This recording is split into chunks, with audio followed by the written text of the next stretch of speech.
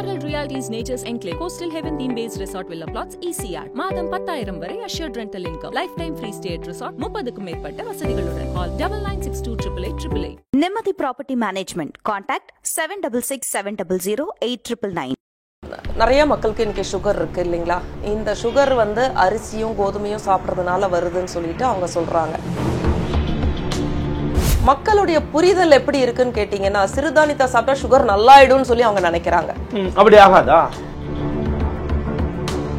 Doctors எல்லாம் சொல்றாங்கன்றக்காக இதை சாப்பிட்டா நல்லது அதை சாப்பிட்டா நல்லதுன்னு சொல்லிட்டு கண்டதெல்லாம் வந்து சாப்பாடு கொடுத்துட்டே இருக்கும். அது ஒரு தப்பான புரிதல். என்னன்னு கேட்டீங்கன்னா, குழந்தைங்களை ஃப்ரீயா விளையாட விட்டுறணும். அவங்களே பசின்னு வந்து கேட்கும் போது தான் நம்ம உணவு கொடுக்கணும். ஏன்னா வடிகஞ்சியில உள்ள ஒரு சத்து வந்து நீங்க வந்து ஒரு குக்கர்ல சமைக்கிற உணவுக்கோ மற்ற உணவுக்கோ கிடையாது. ராஜாக்கள் வந்து கருப்பு கவுனி அரிசி சாப்பிட்டாங்கன்னு சொல்லி சொல்றாங்க. கரெக்டுங்களா? ராஜா சாப்பிட்டாரு கருப்பு கவுனி அரிசி, அதனால இன்னைக்கு 200 ரூபாய்க்கு நான் விற்கிறேன் அப்படின்னு சொன்னா, ராஜா வந்து 200 ரூபாய்க்கு வாங்கி சாப்பிடல, அவர் உடல் உழைப்பு அந்த மாதிரி இருந்துச்சு. அந்த காலத்துல ஒரு பொண்ணு வந்து எப்படிப்பட்ட பையனை கல்யாணம் பண்ணா சொல்லுங்க? இளவட்டக்கல் தூக்கணும். ஒரு 5 கிலோ தம்பிள்ஸ் இப்படி தூக்க சொல்லுங்களேன். 2 வாட்டி தூக்குவோம், 3வது வாட்டி கை வலிக்குதுன்னு கீழே போட்டு போயிருவோம். அவர் அவ்வளவு பெரிய இளவட்டக்கல்ல வந்து தூக்கி போடுறாருன்னா எவ்வளவு நாள் அதை பிராக்டிஸ் பண்ணி இருப்பாரு. அப்ப அவருக்கு அது வந்து மாப்பிள்ளை சம்பா அரிசி வந்து தேவை. ஆயுர்வேதம் கொஞ்சம் டைம் எடுக்கும். டைம் எடுக்கும்னா மேஜிக் பண்ணக்கூடிய விஷயம் கிடையாது, ஆனா கியூர் பண்ணக்கூடிய விஷயம், நிரந்தரமான தீர்வு கிடைக்கும்.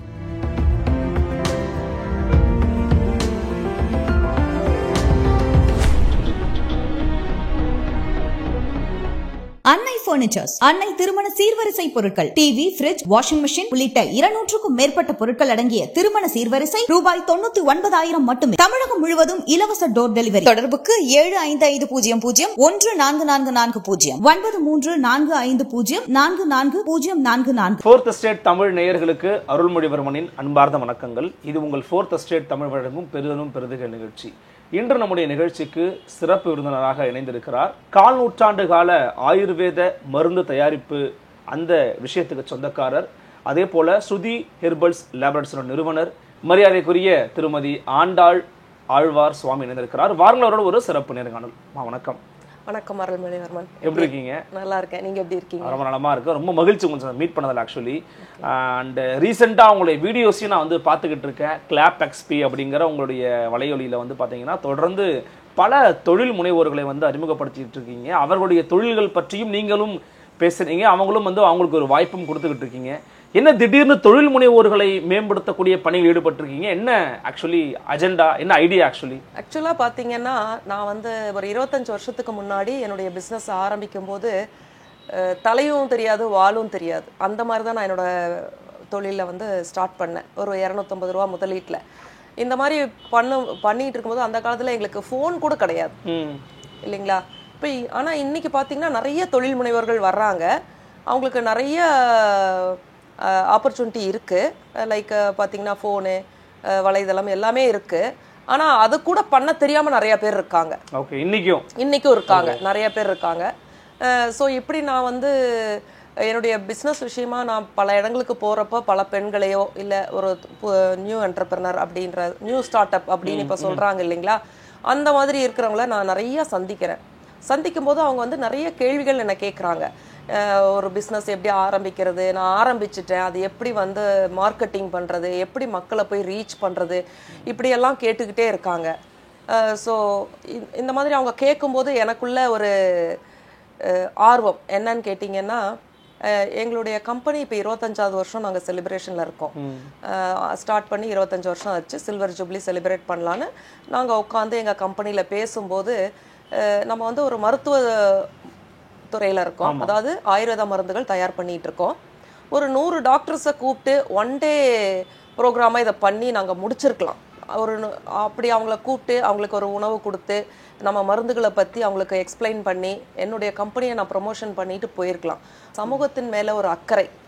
2வது, நானும் ஒரு தொழில் முனைவோராக இருக்கிறேன். இந்த ஒரு காரணங்களுக்காக இந்த மாதிரி நான் பல இடங்களுக்கு போகிறப்ப அவங்க என்னை கேட்குறாங்கன்னு சொல்லியிருந்தேன் இல்லைங்களா. அப்போ எனக்குள்ள ஒரு சின்ன ஒரு தீப்பொறி, இவங்களை வந்து நம்ம அறிமுகப்படுத்தலாமே, இந்த 25வது வருஷத்தை நம்ம இப்படி செலிப்ரேட் பண்ணலாம். தொழில் முனைவோர்களை வந்து மக்களுக்கெல்லாம் அறிமுகப்படுத்தி அவங்க என்ன பிஸ்னஸ் பண்ணிட்டு இருக்காங்க, இதை வந்து மக்களுக்கு எப்படி கொண்டு போய் சேர்க்கணும் அப்படின்றத வந்து நம்ம அவங்களுக்கு பண்ணலாமே அப்படின்ற ஒரு ஐடியாவில் இது வந்து ஒரு ஃபர்ஸ்ட் வீக்கு ஸ்டார்ட் பண்ணேன். அப்புறம் பார்த்தீங்கன்னா அடுத்தடுத்து நிறைய பேர் கேட்க ஆரம்பிச்சாங்க. இதுவே எனக்கு ஒரு பெரிய ஆர்வமாகி இதை கண்டினியூஸாக நான் வந்து சேனலில் போட்டுட்ருக்கேன். ஸோ அது ஒரு வகையில் பார்த்தோம்னா அது தொழில் முனைவோர்களுக்கும் அவங்களுக்கு ஒரு வாய்ப்பாக ஒரு களமாக இருக்குது. அவங்க ரெஸ்பான்ஸ் எப்படி இருந்துச்சு டுவர்ட்ஸ், என்ன சொன்னாங்க அவங்க? ஆக்சுவலாக பார்த்தீங்கன்னா எல்லாருக்குமே ரொம்ப சந்தோஷம். அதே சமயத்தில் சேனலில் போடுறது இல்லாமல் அவங்கள என்கரேஜ் பண்ணுற மாதிரி ஒரு சின்ன மெமோண்டம் ஒன்று கொடுக்குறோம் ஸ்ருதி ஹெர்பல் சார்பா. அது அவங்களுக்கு ஒரு பெரிய என்கரேஜ்மெண்ட்டாக இருக்கு. நிச்சயமா இருக்கும்.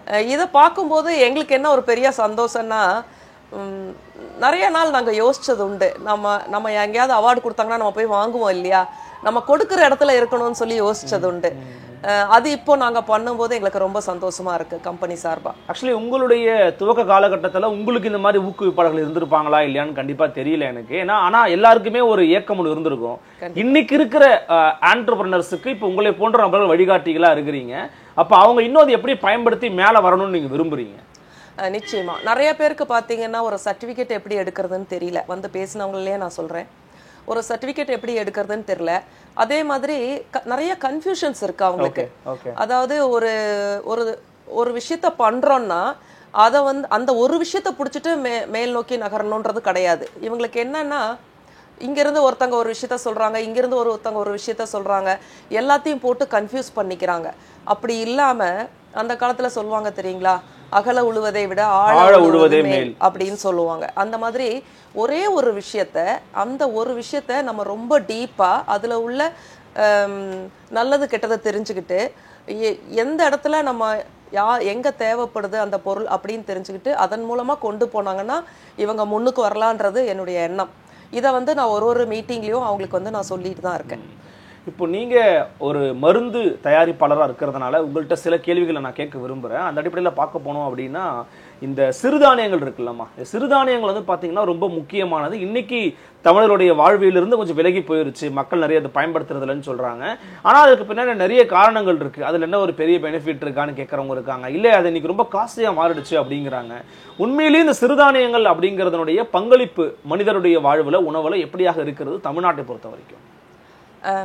இதுக்கு வந்து நான் கரெக்டாக சொல்லணும்னா, இப்போ உள்ள நம்ம ஆயுர்வேதா சித்தா டாக்டர்ஸ் எல்லாம் நிறைய மக்களுக்கு இன்னைக்கு சுகர் இருக்கு இல்லைங்களா. இந்த சுகர் வந்து அரிசியும் கோதுமையும் சாப்பிட்றதுனால வருதுன்னு சொல்லிட்டு அவங்க சொல்றாங்க. இருக்கு அந்த மாதிரி. சில பேர் டயபெட்டிக்காக கோதுமையில எடுத்துக்கிறாங்க, சப்பாத்தி எடுத்துக்கிறாங்க. எடுத்தாலும் இப்ப இருக்க ஆயுர்வேதா சித்தா டாக்டர்ஸ் வந்து சிறுதானியங்களை அதிகமா சாப்பிடுங்கன்னு சொல்லி சொல்றதுனால மக்களுடைய புரிதல் எப்படி இருக்குன்னு கேட்டீங்கன்னா, சிறுதானியத்தை சாப்பிட்டா சுகர் நல்லாயிடும்னு சொல்லி அவங்க நினைக்கிறாங்க. அப்படி ஆகாதா?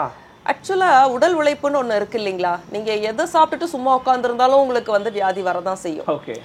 இதை வந்து நம்ம எப்படி பார்க்கணும்னா, நம்மளுடைய புரிதல் எப்படி இருக்கணும்னு கேட்டீங்கன்னா, ஒரு உடல் உழைப்புன்றது வந்து இவங்க என்ன நினைச்சுக்கிறாங்கன்னா, வீட்டில் ஒரு பாத்திரம் கழுவுறதோ வீடு கூட்டுறதோ உடல் உழைப்புன்னு நினைச்சுக்கிறாங்க. அது கிடையாதுங்க.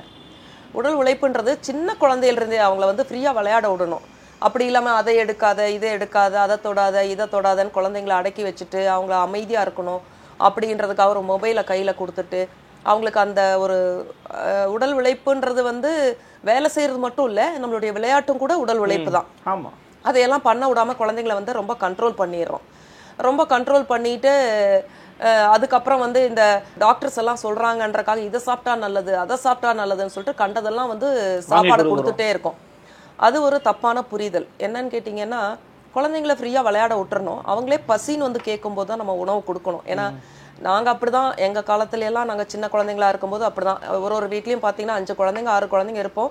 வெளியில விளையாண்டுட்டு இருப்போம். வீட்டுல அம்மா அவங்க எல்லாம் சமைச்சிட்டு இருப்பாங்க.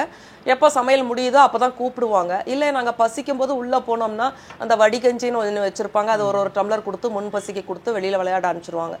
முழு சமையல் முடிஞ்சதுக்கு அப்புறம் முழு சமையல் தான் நாங்க சாப்பிட்டோம். அதாவது ஒரு சாப்பாடுன்னு உட்கார்ந்தோம்னா சாப்பாடு, சாம்பார், ரசம், பொரியல் இப்படி எல்லா ஐட்டமும் வச்சுதான் சாப்பிட்டுட்டு இருந்தோம். அப்பப்போ கொஞ்சம் கொஞ்சமா சாப்பிட்டுட்டு இல்லை. இதை வந்து டாக்டர்களும் சொல்றாங்க, ஜீரண மண்டலம் வந்து கொஞ்சம் கொஞ்சமா சாப்பிடும்போது சரியா வேலை செய்யாது அப்படின்னு சொல்லி சொல்றாங்க. ஸோ மக்கள் வந்து ஏதாவது ஒரு விஷயத்த மட்டும் பிடிச்சிட்டு அந்த டாக்டர் இப்படி சொன்னாங்க, இந்த டாக்டர் இப்படி சொன்னாங்கன்னு சொல்லிட்டு இந்த சிறுதானியத்தை அதிகமா எடுக்க ஆரம்பிச்சிட்டாங்க. அப்போ எது வந்து அதிகமா விற்கிதோ அதுக்கு விலையை கூட்டுறது வந்து நார்மலா உலகத்துல நடக்கக்கூடிய ஒரு விஷயம். அப்படிதான் சிறுதானியத்தினுடைய விலையெல்லாம் அதிகமாயிடுச்சு.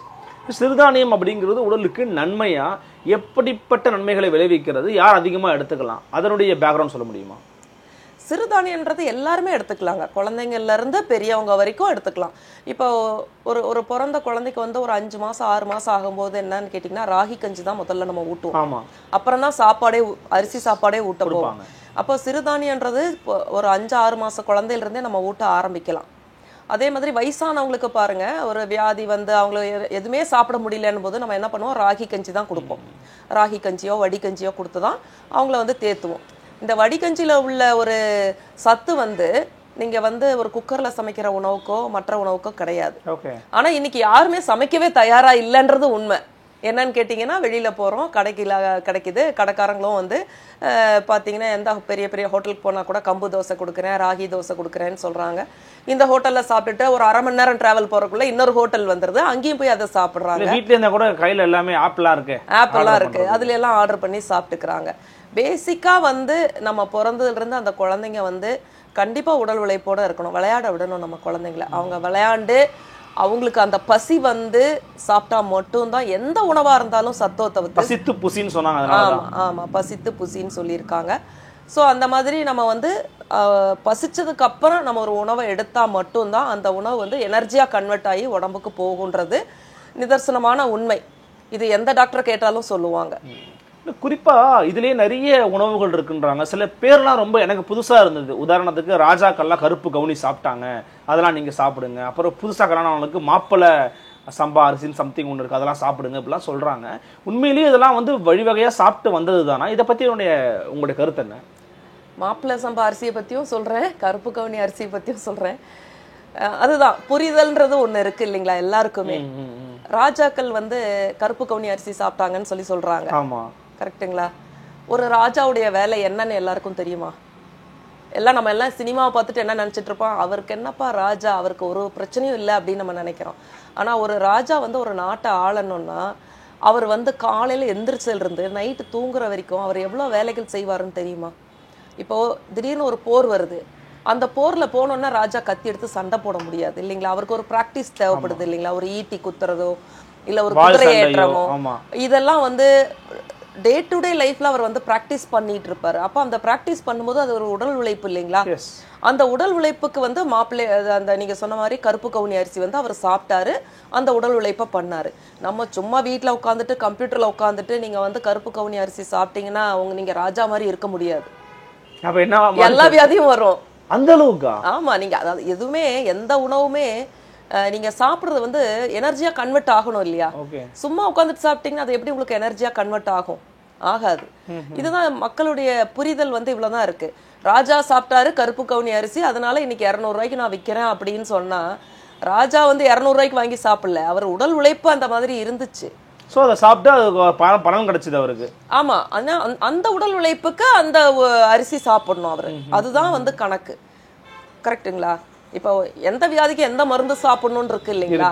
நம்ம எந்த அளவுக்கு உடல் உழைப்பு பண்றோமோ அந்த அளவுக்கு சத்தான உணவை நம்ம சாப்பிட்டாதான் அது நல்லது. அதே மாதிரி இந்த மாப்பிள்ளை சம்பா அரிசி ஒரு பொண்ணை கல்யாணம் பண்ணிட்டு வந்துட்டா மாப்பிள்ளை சம்பா அரிசி மாப்பிள்ளைக்கு சமைச்சு போட்டோம்னா மாப்பிள்ளை நல்லா தெம்பா இருப்பாரு அப்படின்ற ஒரு தவறான புரிதல் இருக்கு. அந்த காலத்துல ஒரு பொண்ணு வந்து எப்படிப்பட்ட பையனை கல்யாணம் பண்ணா சொல்லுங்க? இளவட்டக்கல் தூக்கணும். கரெக்டுங்களா? அந்த இளவட்டக்கல் ஜல்லிக்கட்டு காலை அடக்கணும். சோ அந்த இளவட்டக்கல்லோ ஜல்லிக்கட்டு காலை அடக்கிறதோ ஒரு நாள்ல நடக்கிற விஷயம் கிடையாது. அவர் எத்தனை வருஷமா அதை பிராக்டிஸ் பண்ணியிருக்கணும். கரெக்டுங்களா? இளவட்டக்கல்ன்றது ஒரு 25 கிலோ 50 கிலோ இருக்குன்னு வைங்க.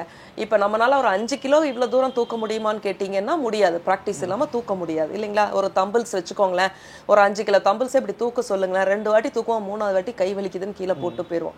அவர் அவ்வளவு பெரிய இளவட்டக்கல்ல வந்து தூக்கி போடுறாருன்னா எவ்வளவு நாள் அதை பிராக்டிஸ் பண்ணியிருப்பாரு. அப்ப அவருக்கு அது வந்து மாப்பிள்ளை சம்பா அரிசி வந்து தேவை. மக்கள் வந்து புரிதல் இப்படிதான் எடுத்துக்கணும். டாக்டர்கள் வந்து சொல்றாங்க சாப்பிடுங்கன்னு சொல்றாங்க, அதை மட்டும் டாக்டர்கள் சொல்றது இல்லை. அதே சமயத்துல எக்ஸசைஸ் பண்ணுங்க, அப்புறம் வந்து பாத்தீங்கன்னா வாக்கிங் போங்கன்னு சொல்றாங்க. ஆனா வாக்கிங் போறது கிடையாது, எக்ஸசைஸ் பண்றது கிடையாது. ஆனா சாப்பிட சொல்றதை மட்டும் நம்ம வந்து எடுத்துக்கிட்டு டாக்டர் அந்த டாக்டர் அதை சாப்பிட சொன்னாங்க, இந்த டாக்டர் இதை சாப்பிட சொன்னாங்க, நாங்க இதை தான் சாப்பிடுறோம், இன்னும் எங்களுக்கு சுகர் நல்லா ஆகலைன்னு சொல்லிட்டு திருப்பி டாக்டர்கள் மேல கம்ப்ளைண்ட் பண்றதும் தவறு.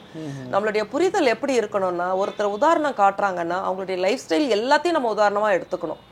அப்படிதான் நம்ம புரிஞ்சுக்கணும் அதை. நிச்சயமா இன்னைக்கு ஆயுர்வேதம் வந்து எப்படிப்பட்ட வளர்ச்சியை வந்து கண்டிருக்கிறது, மக்கள் மத்தியில் ஆயுர்வேதத்தின் மீதான நம்பிக்கை வந்து தொழுத்து இருக்கிறதா, மக்களுடைய அன்றாட வாழ்க்கையில் ஏற்படும் சிக்கல்களுக்கு ஆயுர்வேதம் நிரந்தரமான தீர்வுகளை அளித்துக் கொண்டிருக்கிறதா, உங்களுடைய கருத்து என்ன? ஆயுர்வேதத்தை பற்றி சொல்லணும், இது ஒரு பெரிய சப்ஜெக்ட்டுங்க. நம்ம நீங்கள் கேட்ட ஒரு கேள்விக்குள்ளே அடக்க முடியாது. ஆயுர்வேதம்ன்றது எத்தனையோ ஆண்டுகளுக்கு முன்னாடி, அதாவது பிரம்மதேவன் வந்து அவங்க பையனுக்கு கொடுத்து, அப்படி அஸ்வினகுமார்கள் கொடுத்து, இப்படி வழி வழியாக பார்த்தீங்கன்னா அது ஒரு பெரிய ஸ்டோரி. அதை பற்றி இன்னொரு நாள் நம்ம தெளிவாக பேசுவோம். ஆயுர்வேதம் வந்து அந்த காலத்திலிருந்தே நல்ல பலன் அளிக்கக்கூடிய ஒரு விஷயம்தான். ஆனால் என்னன்னா எதுக்குமே வந்து ஒரு டைம்னு ஒன்று இருக்கு இல்லைங்களா? மக்களுடைய எண்ணம் எப்படி இருக்குன்னு கேட்டிங்கன்னா, ஒரு மருந்தை சாப்பிட்டோம் உடனே அடுத்த நிமிஷம் நல்லாகணும். நமக்கு இப்போ ஒரு வலி இருக்கு, ஒரு டேப்லெட் போட்டால் எனக்கு வலி நல்லாகணும். ஆயுர்வேதம் கொஞ்சம் டைம் எடுக்கும். டைம் எடுக்கும்னா மேஜிக் பண்ணக்கூடிய விஷயம் கிடையாது, ஆனால் கியூர் பண்ணக்கூடிய விஷயம், நிரந்தரமான தீர்வு கிடைக்கக்கூடிய ஒரு விஷயம். கியூர் வேற, மேஜிக் வேற.